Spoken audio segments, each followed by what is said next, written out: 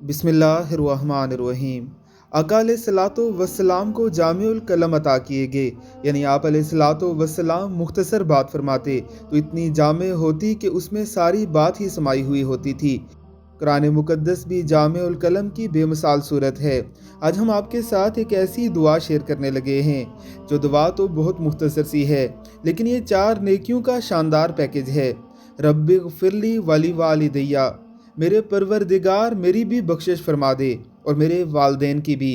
इस दुआ के ज़रिए आप वालदेन के लिए दुआ करते हैं, आप अपने लिए भी दुआ करते हैं। वालदेन के लिए दुआ करना हुस्न सलूक है और ये बहुत बड़ी नेकी है। गुनाहों पर तौबा व इस्तग़फ़ार करना अल्लाह रब्बुल इज़्ज़त को बहुत पसंद है और इस दुआ के ज़रिए आप गुनाहों पर तौबा भी करते हैं। ऐसी मुख्तसर दुआओं को अपनी ज़िंदगी का मामूल बना लीजिए। अल्लाह हम सबको तौफ़ीक़ अता फ़रमाए।